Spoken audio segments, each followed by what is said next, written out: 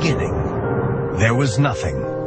Somehow, out of this nothing came everything. Out of this vibrant nothingness, matter, energy, space, time, consciousness, mind emerged, came out.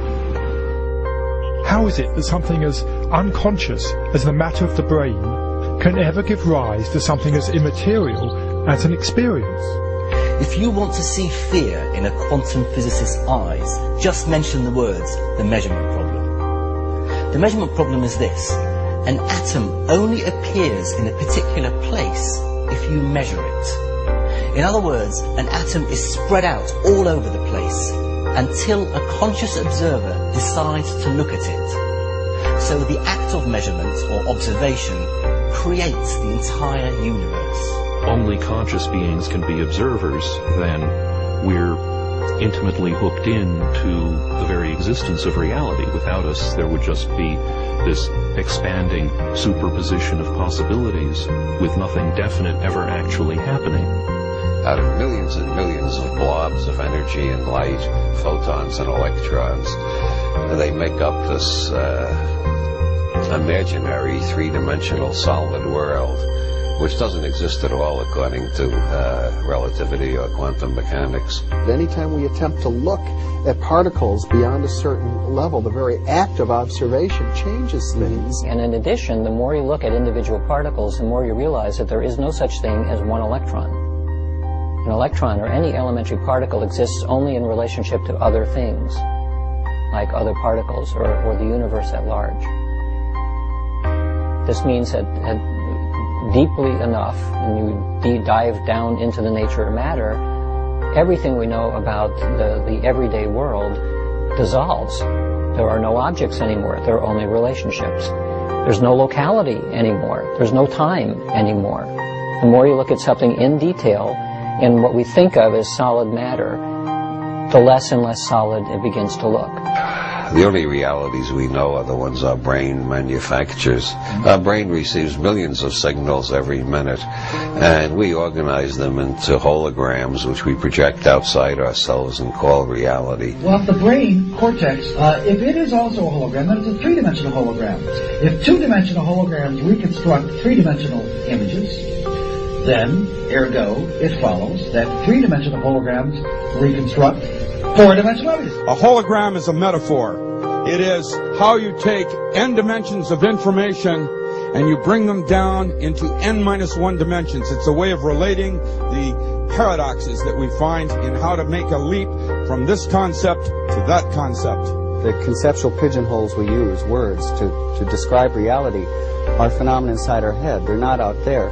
And most of the time this is a philosophical quibble, but when you get down to quantum physics, and this is one of the reasons that Bohm came up with the holographic idea, it starts to have real effects. And one of those is it's been discovered that if you take two subatomic particles like electrons, in certain instances, when you do something to one, it will always affect the other, no matter how far apart they are. Well, how can this be? But what this tells us is that once matter is physically joined, even when it becomes separate, the energy is still there that's connecting it. And this is why it's important to me, because if we go back far enough in time, all the particles of matter of this entire universe that are expanding were all meshed together in a single particle about the size of a green pea. That's what scientists tell us today. It's what the computer models suggest. That if you could go into the universe today and take all the particles of matter and take out all the space in between and bring it together and compress it into a size of a single green pea, it means that you and me and every one of our listeners, we were all once part of that same particle that creates this whole universe today. And even though those particles are now separate and expanding, and the studies show that they are, energetically we're all still linked. So an atom and its electron are multiversal objects. And that multiversal object is what the quantum mechanics is describing. Now, that means that the parallel universe aspect of reality as described by quantum theory must apply to objects of all sizes. Humans, stars, galaxies, everything. And that's why we call it the parallel universe theory rather than just parallel electrons theory. Because we ourselves are made of atoms after all. We are, that's right. And the same theory that says that the atoms exist in more than one place in different universes says that we humans also exist in more than one place and in more than one state of mind and so forth in different universes. And so what that means, talking about words, is that there is no separation between electrons. Furthermore, there's no separation between people. Everything is interconnected, and the biggest secret of all, to me,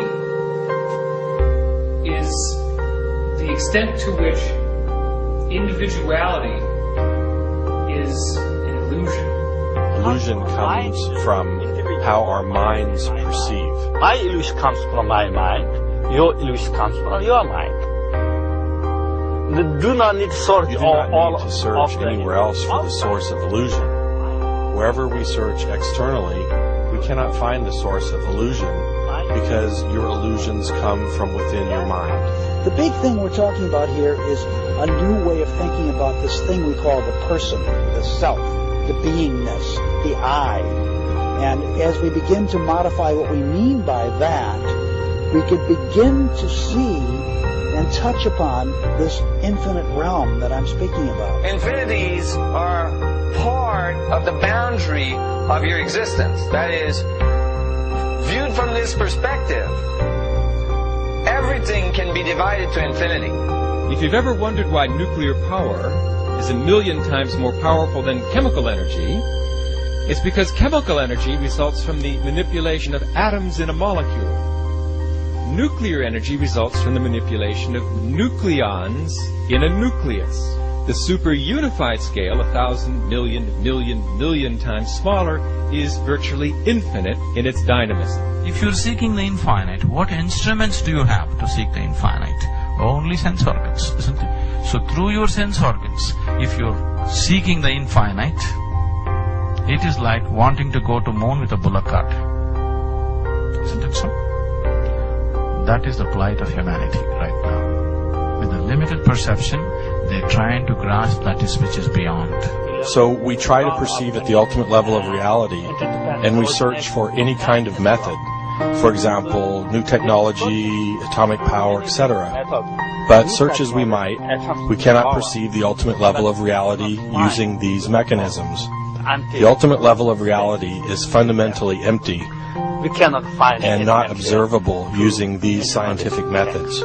Science is involved in a perceptual enterprise, not primarily in gaining knowledge, though knowledge appears, but knowledge is a byproduct of it. And by understanding the thing, you can coherently run our contact with it as long as it is coherent. It shows that our understanding is correct. You see, we must distinguish between correct appearances and incorrect appearances are illusory. Your appearance now is what we call residual self-image. It is the mental projection of your digital self.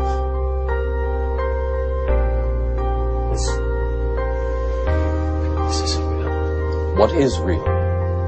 How do you define real? If you're talking about what you can feel, what you can smell, what you can taste and see, then real is simply electrical signals interpreted by your brain. Our brains take information in and sometimes give it a form. It's not that the picture is out there, it's that we're getting data that we're turning into a picture according to our own belief systems and our own unconscious belief systems as well. We know what is going on is that light comes in through the eyes, hits the back of the retina, triggers electrochemical impulses which travel down nerve fibers to the back of the brain, where the brain very cleverly, in about 1/10 of a second, puts it all together and says, this is what it looks like out there. Well, you're creating your own reality tunnel. That doesn't mean you're creating reality. Out of reality, whatever that is, out of the infinite flux of energy, you're creating your own reality tunnel, and most people aren't aware of it. All matter is merely energy condensed to a slow vibration. That we are all one consciousness experiencing itself subjectively. There is no such thing as death. Life is only a dream. and we are the imagination of ourselves.